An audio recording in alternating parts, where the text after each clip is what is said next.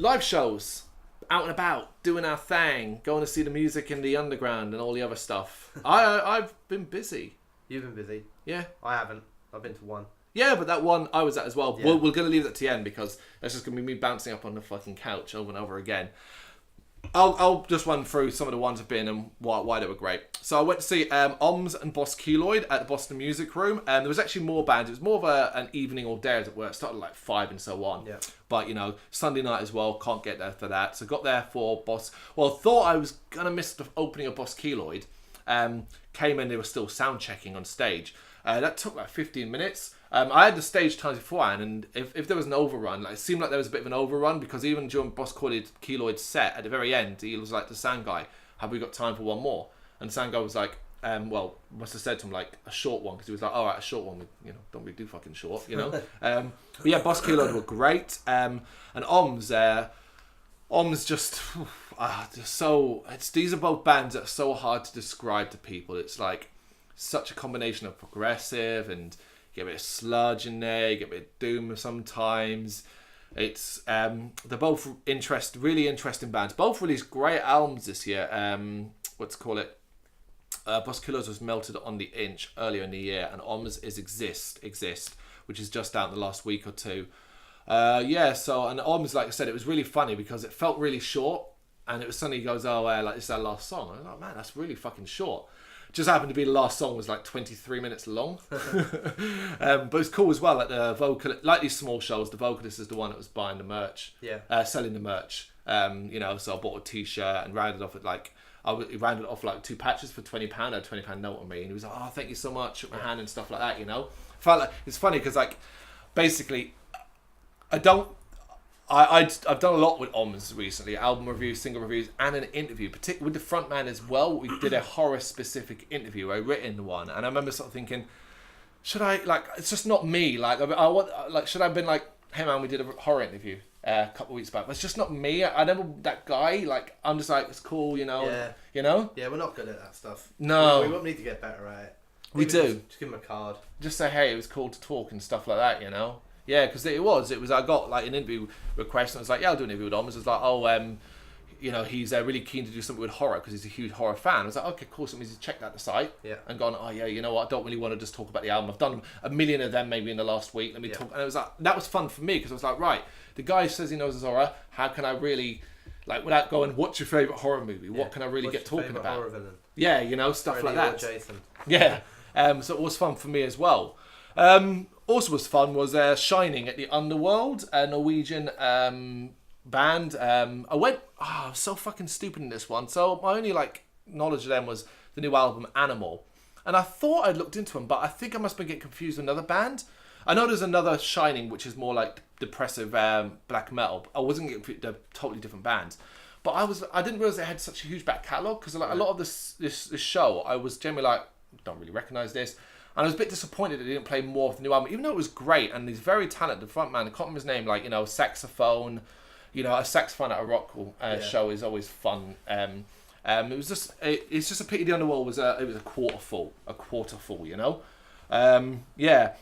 Then this is totally not rock and metal, but I wanted to mention it. But I went to just because it's such I went to see Video Games live at the Randa House. Which, if you don't know, this is the project of Tommy Tallarico, a video game composer. He's a big name, like, you know, when he says he's a video game composer, he's a big name, and like involved in things like Earthworm Jim and all that. In fact, he's the guy creating the new Intellivision console that's coming out.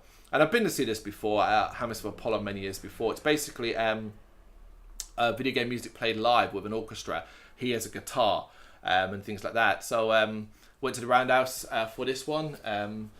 Yeah, it's a lot of fun. It's a lot of fun. They're a lot of fun. I can imagine it's a lot of fun if you know the tunes and you're like, oh shit, there's this song from Pokemon or whatever. Do you know what I mean? If you're not that big on the video games and you don't know the tracks on that, I'm not sure it'd be so much fun. A lot of the time, there would be songs I don't know and all that, but like there's one they kind of play regularly, and I've heard them do it twice now. And they played at Roundhouse, and it's I think it's like and live it's unbelievable, which is the Metal Gear Solid 2 Sons of Liberty, the sort of intro music. You know the one, if you know it, you probably already got in your head. It's that bombastic piece leading to the big reveal that it's Snake underneath the fucking outfit after he jumps off the bridge. unbelievable. And like for extra fun, you know, there's a short video on YouTube, on our YouTube channel. They had the original Pokemon singer come out and do the song for Pokemon, the theme song, you know, which is just, I ain't even a Pokemon fan, but it's just fucking cool. It's just cool. Weird shit, yeah? But yeah. I also went to see Less Than Jake and Real Big Fish at the Forum. Probably the last time I'm ever going to see either band at anything but a festival. There's a reason for this, and it's going to sound like really bit like, just like, oh, grow up, Cole.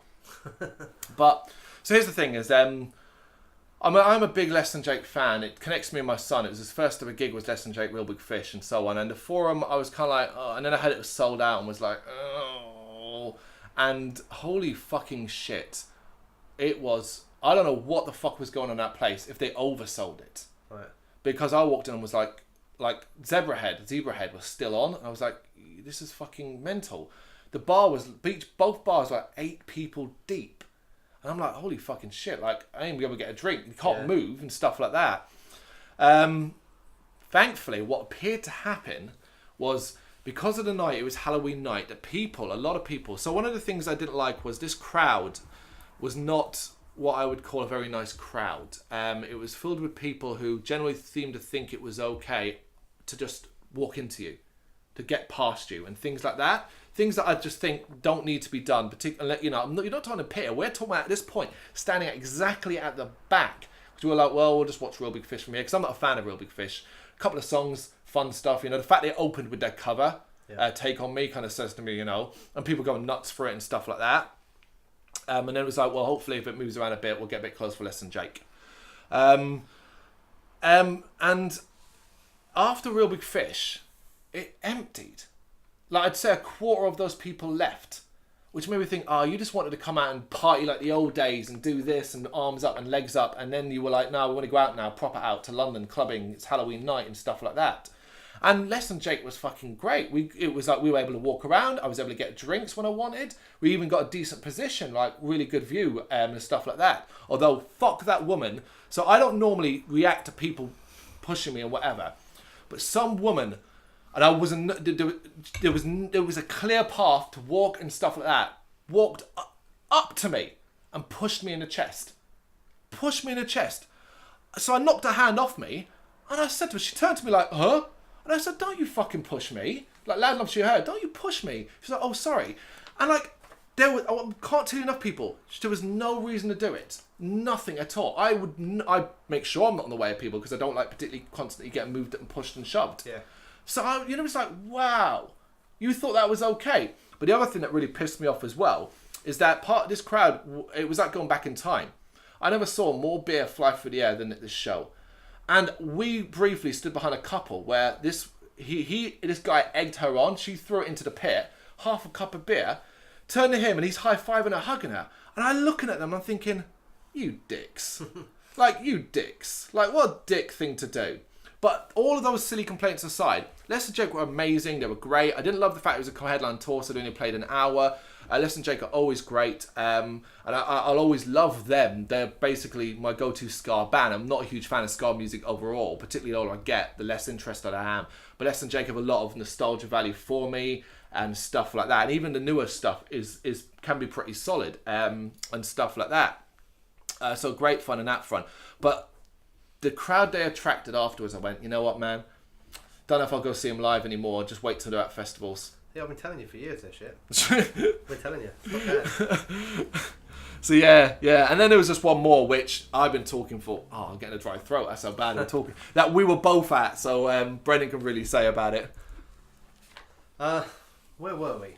The Electro Works. That's it. So not a place I'd ever been before. To see Ghost Bath headline, supported by MOL. Yeah.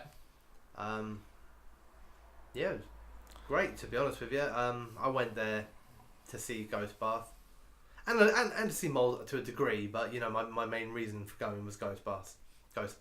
Yeah.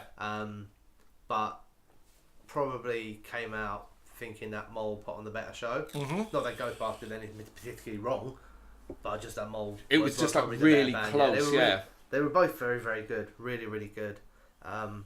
Very, very small venue. Nowhere near sold out. No. For a very small venue. I know that you'd mentioned in a previous podcast, I believe, about the movements. venue moves. Yeah. It basically shrunk and shrunk and shrunk. And you could see why when you were there, and there was like, what do you reckon, 30 people? Maybe pushing 30. I don't think there was much more than that. I'd say max 50, max. Yeah. And that's hard to know who was just crew or, you know. People taking pictures and stuff like that. But all those things aside, and the shit beers. Fucking £5 cans of Carlsberg and whatnot. I do hate that. I don't know what it is about, you know. Drinking out of a can. That's what it used to be, innit? It used to be red stripe and whatever else in a can, you know. But connoisseurs now, we're older. We like a selection of beers and whatnot. Absolutely. But on the band, well, I ran MOL to were fantastic. Musically tight. They had a tiny little stage to get on, and the singer seemed to take advantage of the fact that he couldn't really fit on there, so he spent a lot of time not on there. Including a personal headbanging performance for one and only Carl, which was brilliant. But I know that if I'd have been in that position, I would have been like, all I want to do is walk away right now because this is fucking uncomfortable. However, you can't. No. You know, whereas he literally, I mean, what was he? He's less than a foot away from me, wasn't he? Oh, less than that, Like up against you, just basically just headbanging. Because what it was... Not for a minute, not for like 5 seconds. It was long. Like, it was a couple of minutes. Enough where I started to feel awkward. I didn't know what to do. So what happened is he jumped down and this crowd split. And I was the one standing right there. Yeah, so they all split. Leave. It was like a beautiful scene from a movie, you know, where like a man's looking for the woman that he loves, and he can't see her because of the crowd, and she's leaving, and then the crowd splits, and he sees her in the distance. And I can imagine that's what he saw with you, just his shining beacon, and was like, "I'll go and headbang to him." But he was brilliant, man. His voice is like unreal, isn't it? Really, really powerful, man. But not just him; the whole band, everything's tight as fuck. They sounded like immaculate to that album. Like really, really immaculate. You know, you couldn't fault it. If it was a MOL show alone, it's a 10 out of 10 performance from MOL. Absolutely. I think you gave it a 10 out of 10. You just couldn't fault it. I think I got the feeling from the surge of people towards their merch, the general kind of buzz in there, that anyone who was in there, whether it was see Ghost Bath or see them, was just blown away with them. You know, which is fantastic, and it's such a shame that they couldn't sell enough tickets to show that show to 1,000 people. Do you know what I mean? It's a shame, not just for them, but for the fans who didn't buy a ticket and get to see it. Because I think you might have actually said it. It's probably one of the performances of the year. To be honest, from a band. And that's just on MOL. Ghost Bath I didn't think they were as good, personally, but the difference was marginal. I think they were musically brilliant, vocally brilliant. I think the thing that Ghost Bath lack, and I know it's part of their style, is any kind of charisma or character or anything like that. So whereas we're talking about MOL and the front man being down there engaging, he nearly took the head off about 10 people with that mic stand. So, I mean, we're all so close and everyone's crammed in there, and he just spin around. You see people go, oh, again as it goes over the crowd. Whereas Ghost Bath, they're a different kettle of fish, aren't they? They come on very, very silent. They play their music. They do a fantastic job of it, and then they leave. You know, and it's kind of like, okay, it's a little bit, I don't know, what, like mystical and mythical and a bit odd, and it's their image, you know? But it also is a little strange. I did find it a little strange that it wasn't that they didn't say much at all through the show. It was more in the speed that front man got off that stage. Like, he sprinted. He was gone. Literally, like, you know, the band was still putting their guitars down. He'd left. And we were, I think, because it ended so abruptly without even a mumbled kind of thank you, you know, we stood there, and a lot of other people did, going, well, they're early, so they've shot off because that's where they got to go, and they'll be back out in a minute for an encore.